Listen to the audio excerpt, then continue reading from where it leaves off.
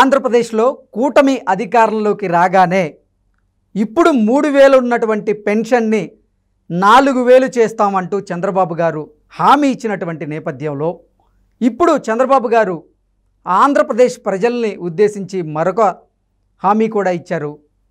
మేము జూలై నెలలో అధికారంలోకి వచ్చిన వెంటనే జూలై నెలకి సంబంధించినటువంటి 4000 పెన్షన్తో పాటుగా ఏప్రిల్, మే, జూన్లలో ఒక్కొక్క 1000 చొప్పున 3 నెలలకి 3000 ప్లస్ ఈ యొక్క 4000 మొత్తం 7000 పింఛన్దారులకి ఇస్తామంటూ కూడా ఆంధ్రప్రదేశ్లో ఉన్నటువంటి పింఛన్దారులకి ఆయన భారీగా ఒక ఆఫర్ ఇచ్చినటువంటి నేపథ్యంలో ఇప్పుడు చంద్రబాబు గారి ఈ వ్యూహం సర్వత్రా చర్చనీయాంశంగా మారింది.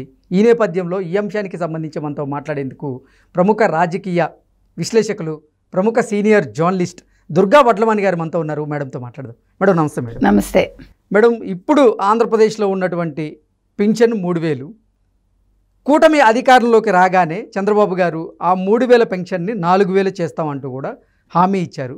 ఆ హామీ ప్రకారమే కూటమి అధికారంలోకి రాగానే జూలైలో 4 నెలలు, అలాగే ఇప్పుడు ఏప్రిల్, మే, జూన్లో కూడా ఒక్కొక్క 1000 చొప్పున 3 నెలలకి 3000 మొత్తం కలిపి 7000 ఇస్తామంటూ కూడా ఆయన పెన్షన్దారులకు హామీ ఇస్తున్నారు. ఇది ఇప్పుడు సర్వత్రా చర్చనీయాంశంగా మారింది.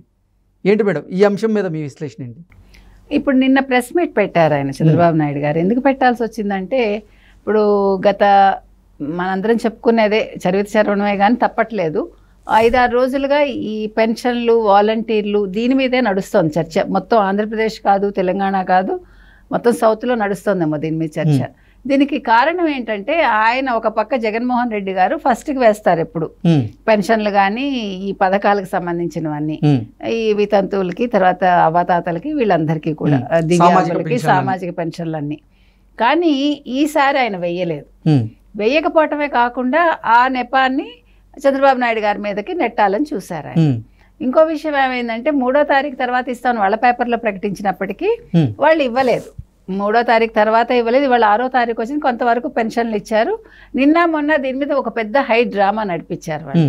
మనందరం చూసాం. ఇద్దరు ముసలి వాళ్ళని పాపం ఇట్లా మోసుకొచ్చి నలుగురు వాలంటీర్స్, ఆ వాలంటీర్స్ ఎండలో తీసుకొచ్చి పాపం వాళ్ళు దానివల్ల చనిపోయారు. చంద్రబాబు నాయుడు వల్ల వీళ్ళు పెన్షన్కి వచ్చి పెన్షన్ రాకపోవటానికి కారణం వాలంటీర్స్ని పక్కకు పెట్టడానికి కారణం చంద్రబాబు. ఇట్లా ఒక సాలెగూడులాగా ఒక కథ అల్లారు వాళ్ళందరూ. ఈ లింక్ అంతా తీసుకొచ్చి మొత్తానికి దీనికి అంతటికీ మూల కారణం చంద్రబాబు నాయుడు అండ్ కో అని పెట్టారు వాళ్ళు. అయితే అసలు నువ్వు ఫస్ట్కి పెన్షన్లు ఇవ్వాల్సిన బాధ్యత రాష్ట్ర ప్రభుత్వం ఉంది, ముఖ్యంగా జగన్మోహన్ రెడ్డి, అంతకంటే ముఖ్యంగా సిఎస్ అనేవాడు మనం అందరం చెప్పుకున్నాము. ఆయనకు అడ్మినిస్ట్రేషన్లో చాలా మంచి నాలెడ్జ్ ఉంటుంది, ఆయన బాగా అనుభవజ్ఞుడై ఉంటాడు. అటువంటి వ్యక్తి దీన్ని మళ్ళీ ఆయన కూడా పాపం పార్టీ తరఫున పనిచేస్తూ ఈ విషయాన్ని విస్మరించి దీన్ని ఇప్పుడు డబ్బులు ఎలాగా లేవు, నిధుల కొరత ఒక పక్క ఉంది, ఉన్న నిధులన్నీ వాళ్ళకి పంచుకున్నారు వాళ్ళు. ఇవన్నీ జరిగాక ఎంతసేపు చూసినా చంద్రబాబు నాయుడు అంటుంటే ఇంకా చంద్రబాబు నాయుడు గారు ఒక వివరణ ఇచ్చుకోవాల్సి వచ్చింది. ఎందుకు ఇచ్చుకున్నారు ఆయనకి ఇవ్వకపోయినా వచ్చే నష్టం ఏమీ లేదు, కానీ ఆయన బాధ్యత అది. ఇప్పుడు మన మీద ఒక నింద అకారణంగా నింద వేసినప్పుడు ఆ నిందని చెరిపేసుకోవాల్సిన బాధ్యత, అసలు విషయం ఏంటి అనేది చెప్పాల్సిన బాధ్యత ఆ వ్యక్తి మీద ఉంటుంది. ఆ రకంగా ఆయన ఒక బాధ్యతాయుతమైన ఒక ముఖ్యమంత్రిగా పనిచేశారు ఇంతకుముందు. ఇప్పుడు బాధ్యతాయుతమైన అధికార పక్ష నాయకుడిగా ఉన్నారు కాబట్టి, కూటమి నాయకుడిగా కూడా ఉన్నారు వారు. ఆ ఉద్దేశంతో వారు ఒక ప్రెస్ మీట్ పెట్టి, అమ్మ మీ అందరికీ కూడా నేను పెన్షన్ ఇవ్వద్దు అని చెప్పలేదు, నెంబర్ 1. నెంబర్ 2, వాలంటీర్ వ్యవస్థని లేకపోతే వాలంటీర్లను పక్కకు పెట్టమని నేను చెప్పలేదు. మేము వాలంటీర్ల వ్యవస్థకి మేమేమీ వ్యతిరేకం కాదు. మేము ఫస్ట్ రాగానే వాలంటీర్లకు సంబంధించిన ఫైల్ మీదే సంతకం చేస్తాము. ఇది అంతకుముందు కూడా వారు చెప్పారు. అంతేకాకుండా ఇప్పుడు అసలు 2000 ఉన్న పెన్షన్ని జగన్మోహన్ రెడ్డి 2019లో అధికారంలోకి రాకముందు 3000 చేస్తాను అని చెప్పారు. మామూలుగా ఇప్పుడు మీరు ఒక వ్యక్తిగా మీరు చెప్పండి, 3000 చేస్తానంటే మీరు ఇమీడియట్గా చేస్తారని నేను అనుకుంటాను కదా. ఒక పెన్షన్దారుగా నేను ఏమనుకుంటాను, ఓహో 2000 3000 ఒక 1000 వెంటనే పెంచేస్తారు అనే ఒక దృష్టే ఉంటుంది నాకు. మీరు అధికారంలోకి వచ్చాక అలా చెప్పకుండా నేను మీకు విడతల వారీగా పెంచుతానన్నాను, నేను 250 రూపాయలే పెంచుతాను ఏడాది, కానీ మధ్యలో ఒక ఏడాది ఎగ్గొట్టి ఆయన ఇప్పటికి 3,000కి వచ్చింది ఆ పెన్షన్. అంటే ఇది మాయే కదా, ఇది జగన్మోహన్ రెడ్డి మాయేనండి కాదా? ఇంత మాయ చేసి ఇప్పుడు మళ్ళా డబ్బులు లేకుండా చేసి నిధుల కొరతతోటి దీన్ని తీసుకెళ్ళి అభాండాన్ని వచ్చి ప్రతిపక్ష నాయకుడి మీద వేసేసి ఇంత కథ నడుపుతున్నారు వీళ్ళు. సో దీంతో ఏమైంది, చంద్రబాబు నాయుడు గారు ఏమన్నారంటే వాలంటీర్ వ్యవస్థను రద్దు చేయను ఒకటి, రెండోది అసలు మీ అందరికీ కూడా ఇంకొక మంచి గుడ్ న్యూస్ ఏం చెప్పారంటే ఆయన ఒక బంపర్ ఆఫర్ ఇచ్చారు. ఆయన నేను 4,000 పెన్షన్ చేస్తానని ఎలాగా చెప్పారు, అది వాళ్ళ ఇందులో కూడా పెట్టారు వాళ్ళు. అది కాకుండా ఏప్రిల్, మే, జూన్ ఇప్పుడు 3,000 వాళ్ళకి పడతాయి. ఈయన ఆల్రెడీ హామీ ఇచ్చింది మార్చి నెలలో ఇచ్చారు కాబట్టి ఇప్పుడు ఏప్రిల్ 1 నుంచి అంటే ఒక్కొక్క 1,000 ఎక్కువ ఇవ్వాలి వాళ్ళకి పెన్షన్దారులకి. సో ఏప్రిల్లో 3,000 కాకుండా 3,000, ఈ 3,000 జూన్ వరకు ఇప్పుడున్న ప్రభుత్వం ఇస్తుంది. జూన్ 4 మనకి రిజల్ట్ వస్తుంది కాబట్టి అప్పుడు తెలుగుదేశం ప్రభుత్వం రాగానే ఆయన అధికారంలోకి రాగానే ఏప్రిల్, మే, జూన్ ఒక్కొక్క నెలకి ఒక్కొక్క 1,000 చొప్పున ఈ 3,000 ప్లస్ జూలై నెలలో 4,000 ప్లస్ 7,000 మొత్తం మీకు ఇస్తాను అని ఆయన చెప్పారు. ఇది జరిగింది. దీనివల్ల నిజంగా పెన్షన్దారులకి చాలా గుడ్ న్యూస్ ఇది. ఇప్పుడు ఈ 3 నెలలు ఆయనకు సంబంధం లేకపోయినా ఇస్తానన్నారు ఆయన. అంటే ఇప్పుడు యాక్చువల్గా ఇది ఎవరికి సంబంధం లేదు. ఇప్పుడు ఆయన ఆపద్ధర్మ ముఖ్యమంత్రి. అది కాకపోతే ప్రభుత్వ విధానాలు ఎలాగంటే ఇప్పుడు పథకాలు యథావిధిగా కొనసాగుతాయి. ఇందులో ఎవరికి చెందదు, ఇది ఈ క్రెడిట్ ఎవరికి వెళ్ళదు. ఇప్పుడు ఏం జగన్మోహన్ రెడ్డికి చెందదు, ఇటు చంద్రబాబు నాయుడు గారికి చెందదు. కానీ ఒకసారి ఆయన ప్రభుత్వం వచ్చాక, చంద్రబాబు నాయుడు గారి ప్రభుత్వం వచ్చాక ఆయన ఇంప్లిమెంట్ చేసిన రోజు నుంచి ఆ పథకం ఆయనకే వర్తిస్తుంది. అంటే ఆయన పేరు మీదే నమోదు అవుతుంది అది, బికాస్ ఆయన తీసుకున్న నిర్ణయం ఇది. ఇక్కడ జరిగింది ఇది, ఆయన నిన్న ఇచ్చిన హామీ అది. ఓకే మేడం, గతంలో కూడా 2019లో 2,000 ఉన్నటువంటి పెన్షన్ను నేను 3,000 చేస్తా అంటూ కూడా చంద్రబాబు గారు హామీ ఇచ్చారు. కానీ అప్పటికీ కూడా ఆ హామీని నమ్మారో మరి లేదో తెలియదు, కానీ చంద్రబాబు గారు 2019లో ఓడిపోవడం జరిగింది. ఇప్పుడు మళ్ళీ 3,000 ఉన్నటువంటి పెన్షన్ని కూడా చంద్రబాబు గారు 4,000 చేస్తాను అంటున్నారు. ఇది ప్రజలు నమ్మే పరిస్థితి ఉందంటారా? 2019 పరిస్థితి వేరండి.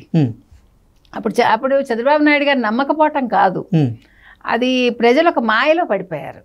ఓకే, అంతేగాని అక్కడ చంద్రబాబు నాయుడు గారి మీద అయిష్టత ఏమీ లేదు అక్కడ. ఇప్పుడు అసలు అంతకంటే లేదు అయిష్టత. అప్పుడు ఏం జరిగిందంటే ఈ జగన్మోహన్ రెడ్డి అనే ఆయన ఎలాగైనా ముఖ్యమంత్రి కావాలనేది ఆయన జీవితాశయం అయిపోయింది. తండ్రి చనిపోయినప్పుడు ఆయన శవం దగ్గర కూడా సంతకాలు సేకరించాడు ఎమ్మెల్యేల దగ్గర, నన్ను ముఖ్యమంత్రిని చేయండి అని. సో ఆ ఒక్క కోరికతోటి ప్రజల్లోకి వెళ్ళి నాకు ఒక్క ఛాన్స్ ఇవ్వండి అనేసరికి ప్రజలు నమ్మారు అతన్ని. సరే చిన్నపిల్లాడు అడుగుతున్నాడు అన్నట్టుగా. అందులో రాజశేఖర రెడ్డి కొడుకుగా ఆయన గుర్తింపు ఉంది. అప్పుడు జగన్మోహన్ రెడ్డికి ఏమీ గుర్తింపు లేదు. జగన్మోహన్ రెడ్డి అప్పుడు రాజశేఖర రెడ్డి కొడుకు అంతే, అతను బిజినెస్ పర్సన్. నేను ఏ రోజు అసెంబ్లీలో అడుగు పెట్టలేదు, నాకు ఏ వ్యవహారాలతో నాకు సంబంధం లేదని చెప్పుకుంటూ వచ్చాడు ఆయన. అటువంటి వ్యక్తిని నమ్మి అప్పుడే ఈ బాబాయ్ హత్య జరగటం, అంటే జరిపించిన వాళ్ళే అనుకోండి, ఈ బాబాయ్ హత్య జరగటం అనేది ఆయనకు ఒక పెద్ద ప్లస్ అయింది. అంటే ప్లస్ అయ్యేలాగా ఆయన చేసుకున్నాడు. ఇదేమి ఆటోమేటిక్ గా జరిగింది కాదు, అసంకల్పితంగా జరిగింది కాదు. ఓకే, అది వీళ్ళు చేశారు కాబట్టి దాన్ని ఒక కారణంగా చూపించుకుని అది చంద్రబాబు నాయుడు ఒక బూచిలాగా చూపించి వాళ్ళు నెగ్గడం జరిగింది. అయితే 5 ఏళ్లలో ప్రజలకు ఉండే ఈ భ్రమలన్నీ కూడా తొలగిపోయాయి. ఓకే, తొలగిపోయి ఇప్పుడు వాస్తవాలు వాళ్ళకి అర్థమవుతున్నాయి. ఇప్పుడు 4,000 ఇవ్వకపోయినా చంద్రబాబు గెలుస్తారు, 4,000 ఇచ్చినా చంద్రబాబు గెలుస్తారు. ఎందుకంటే ఇప్పుడు రాష్ట్రాన్ని బాగు చేయాల్సిన బాధ్యత చంద్రబాబు నాయుడు గారి మీద ఉంది. ఇప్పుడు రాష్ట్రం అతలాకుతలం అయిపోయి ఉంది అన్ని రకాలుగా. ఇప్పుడు ఆంధ్రప్రదేశ్ రాష్ట్రం అంటే గంజాయి, డ్రగ్స్, మనకి తర్వాత ఈ మద్యం, ఇవన్నీ కూడా ఉన్నాయి. ఈ హామీలు ఆయన అన్నీ నెరవేర్చానంటున్నారు.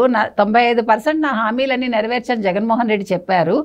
ఈ 95% హామీలన్నీ కూడా ఈ మద్యం ఇదేదైతే ఉందో మద్య నిషేధం అని చేస్తానని చెప్పారు కదా, చెయ్యకుండా ఉన్న దాంట్లో ఈ మొత్తం డబ్బంతా ఒక్క దాంట్లోంచే వస్తుంది ఆయనకి. ఓకే, సో ఇవి ఆయన చేసినా దీనివల్ల ప్రయోజనం లేదు. ఆయన చేయాల్సింది మద్య నిషేధం, అది చెయ్యలేదు. కాబట్టి ఇప్పుడు చంద్రబాబు నాయుడు గారికి వచ్చిన నష్టం ఏమీ లేదు. ప్రజలు కూడా ఇప్పుడు చాలా తెలివిగా ఉన్నారు.